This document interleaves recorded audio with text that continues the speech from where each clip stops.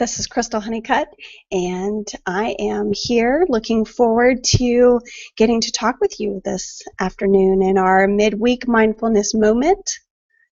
Let's see, my screen just shifted, so I am going to pull myself back into this and see what we have going on.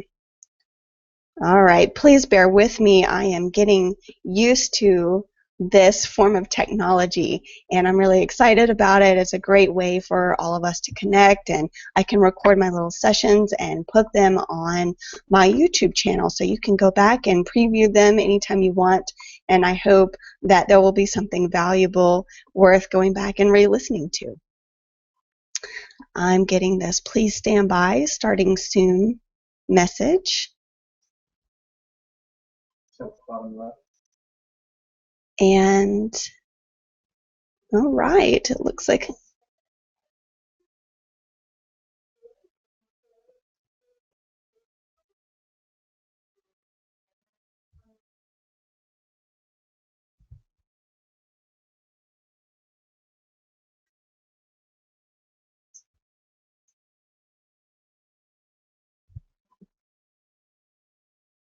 okay. I'm watching myself so make sure that this is working the way that it's supposed to be working.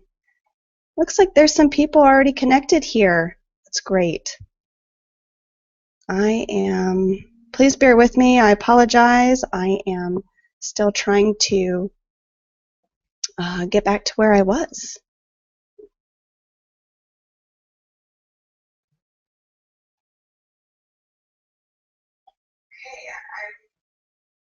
Can you see me?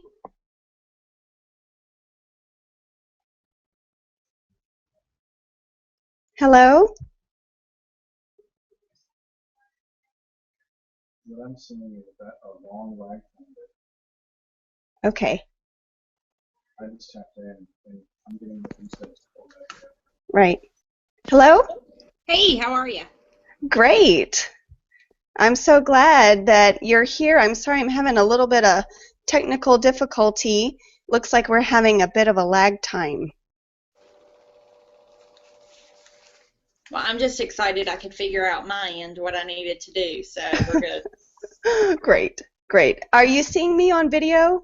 Yes, I am, and it looks like you're not looking like you're in a Chinese movie or anything. Your lips are keeping up with what you're saying. Okay, great, great. Did you get my email earlier, Shannon? I did. Thank you very much. Okay, good. Thank I'm glad that we could touch base. All right, so we're going to go ahead and get started, even though I can't quite see what I should be seeing on my screen. So clearly I have some more bugs to work out. But I hope everybody got a chance to preview the little trailer video I put on, which was my challenge to try to go an entire week without complaining. And I can tell you that I have already not succeeded in my own challenge. And it's a great call to action for myself and a great awareness point for me to realize that I am just like everybody else, getting bogged down in the details of my own life and my brain trying to sort through things and making sense of things. And in being aware of this for myself, I really thought, oh boy, I need to do some focus work on negativity and kind of going back to the basics of what our negative emotions and experiences are telling us at both an energetic level, a metaphysical level, and even just a conscious awareness level. And when I began to understand that negative emotions were not necessarily something to just make me feel bad, and it wasn't God, shaking his finger at me, and it wasn't a place that I needed to stay stuck in self-condemnation or guilt or any of these other places, I really got this sense of freedom. And if I can stay in this place of my negative emotions or my negative experiences, of them as being teachers to me, then it gives me some space away from the anger or heartache or frustration or guilt or any number of things that I'm experiencing. I learned this through a medium who channels a being called Abraham. And I'm going to hold my book up to the camera here. This is called The Amazing Power of Deliberate Intent by Esther and Jerry Hicks.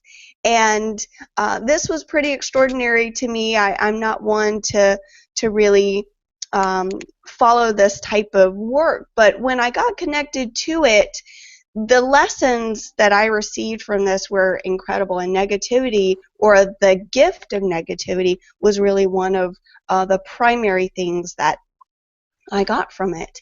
And ultimately, the message is this: negativity is only a reflection to us that we are not in congruence with our higher calling or our heart's desire, which I essentially believe are the same thing.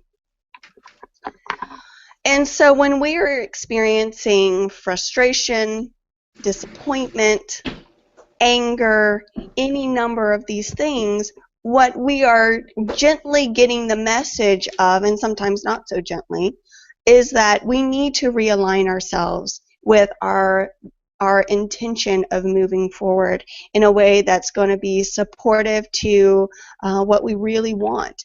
And that also means being very honest with ourselves and recognizing that a lot of times, let's say, for example, if we're feeling guilt, it is because we are trying to achieve what we want within a paradigm, usually cultural, that is not in congruence with what we want.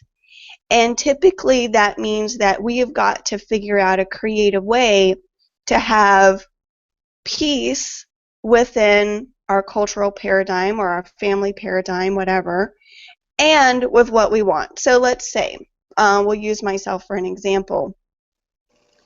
Sometimes I feel guilty when I am in my clinic working and my daughter is having to stay with someone else. And this is a really, really common thing that I personally encounter, and I know so many other women encounter who are moms. This, tug, this tension between, should I be a good mom or should I be good at my work? And the question is, why can we not have both? Why can't I be a good mom and be good or have an active career at the same time? And does there necessarily need to be an either or an or? When I was able to step away from guilt in its of itself and began to look at it from this frame of mind, I saw, well, perhaps there are creative solutions to this. Perhaps that being engaged in my work is fulfilling to me at such a personal level that it leaves me room to re-engage with my daughter in a way where I'm personally fulfilled, I'm happy, and so I can be really present with her when I'm spending time with her, in that I'm not feeling rushed, I'm not feeling hurried, I'm not feeling torn, I'm not feeling resentful. That's a big one for people, especially within the paradigm of guilt. And it gives me space to have both and to connect at a really present moment level with her, and also be in the present moment when I'm doing my other work, my calling. And so that is a place of me finding a balance and therefore creating a level of peace within myself. And that takes some creativity and using the pinpricks, let's call them, of negativity is helping me to find creative ways to be in greater alignment with who I really am and what I really want to create in my life. Is that making sense? Very much. Okay, good. So, challenge, the sense of obligation, sense of right versus wrong, and all of this gets really, really murky when we start looking at negativity as actually something that's beneficial to us, because it really is that call into realignment, something greater. Not necessarily that we need to toss our dreams or our wants out the window. And our culture is very much about, self-sacrifice. And, well, we kind of have this schizophrenic sense of self-sacrifice and at the same time being totally self-absorbed, which really makes us crazy in our brains, and especially when our hearts are longing for something else and our brain is saying something else, and finding that median in the midst of that.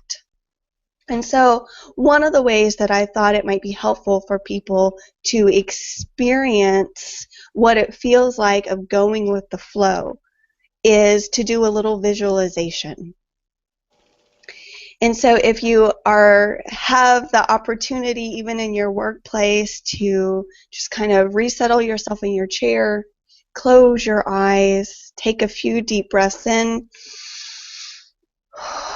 and out. And as you're breathing, I would like for you to just get the sense that you're in a very, very large river. And right now you're kind of standing on the bank. You've got your feet in the water and you have a float, but you haven't gotten in the float yet. And the water is moving quite quickly around you. And there's this sense of exhilaration, like, ooh, this is going to be wonderful. It's going to feel so good when I can finally get into this river.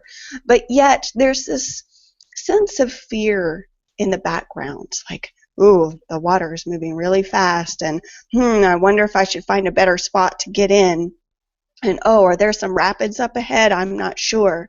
And so that logical, safety mechanism within yourself says, okay, let's move upstream. So you take your float and you're still in the water and you decide to actually begin walking against the current to see if there is a better place that you can get on your float and get into the water and be able to enjoy yourself. And with each step, you notice that the river is actually rising, and it's getting deeper, and it's making you feel even more uncomfortable. And the current is getting stronger until it's feeling laborious. It's feeling difficult. It's actually quite a challenge to hold on to your float and try to fight the current. But you just know, your brain is telling you there's a better place, a place where you can somehow miss the rocks or miss the rapids if you can just transverse this stream, this river. And you're looking around, and as the water's getting deeper, everything that you thought was your reference point has shifted. And panic is starting to feed into your heart. And you want to turn around and go back, but it's going to be just as challenging to get back to that safe shore. And so you have two options now. You have the option to continue to try to force your way upstream, or you can jump on your float and let the current take you. And as you're wrestling with these two choices, and they both feel frightening in their own respects, I want you to really key in is what is going to give you the greatest sense of ease. What is going to give you the greatest sense of being able to just let go and enjoy the ride, enjoy yourself. The river is flowing quite fast around you, and you cannot see your normal reference points, but you can look up and you can see that the sun is shining and the water is not yet over your head, and on either side of you there is a bank. It's not close by, but you are seeing some familiar grounding reference points. And so you take a leap of faith. You hop on your float You get settled in, and before you know it, the river is carrying you downstream. And that sense of fighting the current is gone. And you're able to relax your muscles. And you're able to settle in those bumpy places that you thought might be dangerous rapids. You move over them with a little bit of thrill and fun as you're picking up speed. And the bank is moving by at a clip, and the water is swirling around you, but instead of being frightening, it's clear and it's beautiful. And you can see little fish swimming with you. And the sun is out, and you're seeing birds flying overhead. And all of a sudden, because you're not trying to control your environment so much, you're able to take in details. You're able to take in inspiration in a way that you would not be able to see before your focus was very narrow, and it was very much driven by this propulsion of safety. This is a negative feeling that all of us often feel as we're trying to figure out our way through life. But ultimately, if we can just trust just enough to let go and hop on our float, and we begin to flow down this river with ease and gentleness, that everything is okay. And that ultimately, if we can give up this sense of fear, this sense of black versus white, this sense of right versus wrong, and just be in the moment, we can be carried without any effort on a journey that is delightful and inspiring and relaxing and beautiful. And ultimately, we realize that we have the choice to direct our float, to direct which way we're going to go down this river. And eventually, you can even decide to get out and get back on the bank and go do something else.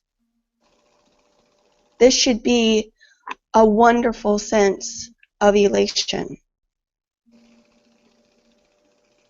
And so, pulling ourselves out of this imagery and coming back to our core issue of what is negativity actually teaching us, it is a call for us to step into a place of fearlessness, of faith, of being able to keep a desire for happiness, for joy, for health, for comfort, for excitement, for these large concepts within our heart. These are our hopes and dreams, not necessarily the yacht that I'm going to sail around the world in, not necessarily the perfect career or the perfect partner, but more of this state of wanting to be within the flow and enjoying the journey along the way.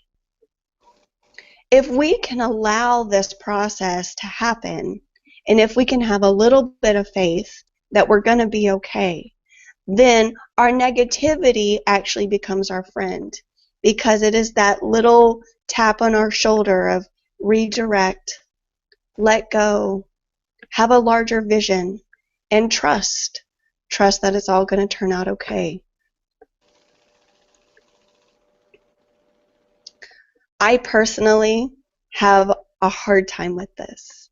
I have experiences in my past, and I think it's part of my personality, and I laughingly call myself a control freak. I want to make sure that it's all going to be okay. And a lot of times, I feel my greatest conflict when I'm trying to control something that I absolutely have no control over whatsoever. And when I can take that emotional step back and give myself some room within myself to be creative, and if anything, to just kind of give myself the sense of space of saying, okay, I don't have to decide anything in this flash moment. And I can spin around in my mental space, my problems. Then I'm actually using my logical problem solving side along with the creative, more intuitive, soul oriented part of myself to figure out what I'm creating and how I'm going to get to experience that creation. It's in a completely different place than trying to manually control my life in such a way to force my creation or what I'm wanting to happen. That is the fighting of the stream. That is the process of trying to walk up the current. And I'm having this discussion not saying that I've mastered this at all, but that I am in process of this, and that I'm allowing myself to be in process of this, which is bringing in another essential core element that is of self-love and self-acceptance, especially when we are in the process of learning how to transverse the obstacles of guilt and the obstacles of fear, the obstacles of feeling of obligation, or that we have to be a certain way, or that we have to look at the world a certain way. This is big stuff. This is, in my opinion, what our whole life is about, trying to figure out how to be one with the divine and not resist the process of being and living and having a magical, incredible life. And sometimes we have really, really hard things in our lives that break our hearts and might even, crush parts of our soul. And we have to figure out how to come out of that. And by having this perception of negativity as a teacher and actually as a friend, it takes us from this place of feeling victimized or feeling like we're at fault or feeling like we have to be perfect or we have to fix things or any number of things, and actually shifts our perspective to a whole nother place, such as I'm going to learn something within this painful, quote-unquote, negative experience that is going to transform me in such a way that it was absolutely necessary for me to experience this hardship in order for me to fall in love with happiness and fall in love with myself in a completely new way. A simple practice of being mindful when you're complaining, simple practice of shifting that using gratitude is essentially the exact same thing of you saying, I am exhausted fighting this current, and my choice today and my choice tomorrow or my choice in an hour is going to be hopping on my float and letting the current take me and paying attention to the beautiful birds and the way the sunlight is filtering in and hitting the water on the river of my life. Gratitude is that shift. It is that practice. And if anything, it is giving us that perspective that negativity doesn't have to be our enemy. Negativity can be our ally. And perhaps we should even find a better word for it, a different name altogether. And you can find your own name. Obstacle sounds like something that I can overcome. That works better for me than negativity. Negativity almost sounds like some, benevolent being that's trying to, take me from my course or punish me or any number of these things, and that's not something that works for me. But obstacles, I'm all about obstacles because I'm a goal-oriented gal, and I can figure out a way to get over an obstacle. And the good news is normally it doesn't even have to be hard work, quote unquote. It can be just me releasing and letting go, and therefore letting the current of divine love and creativity and inspiration carry me forward in a way that I could never do by myself. I can never mentally figure out all the ways and the perfect engineering of getting me to where I want to go, especially if it is something so different from where I am right now. So I'm going to reissue that challenge. And perhaps instead of putting such strong constraints on not saying a single complaint through the whole week, perhaps I need to make it easier on myself, and perhaps it will be easier for you. And that being more aware of why I'm complaining. What are the things that make me want to complain? What are the things that are frustrating me? And giving myself permission to take a step back and try to understand, why are these things bothering me? Are these things helping me to realize that I need to honor myself more by delegating? Are these things helping me to realize that I'm putting my effort into something that really doesn't matter to me, and I'm spending the majority of my time there because I think it's what I should do? Are my obstacles helping me to understand virtues such as patience and forgiveness and learning how to let go, and perhaps just laughing a little bit more? I'm hoping that all of you who've joined me for this little 30-minute call are thinking about these same things in your own life and are going to cut yourself a little bit of slack. You don't have to be perfect. You don't have to meet this challenge with perfection. And that awareness, more than anything, awareness of the pain in our lives is not necessarily something to punish us, but yet is an ally to help us move forward so that we can move away, so that we can change or create something different in our lives that gives us ease, that gives us comfort, that gives us happiness.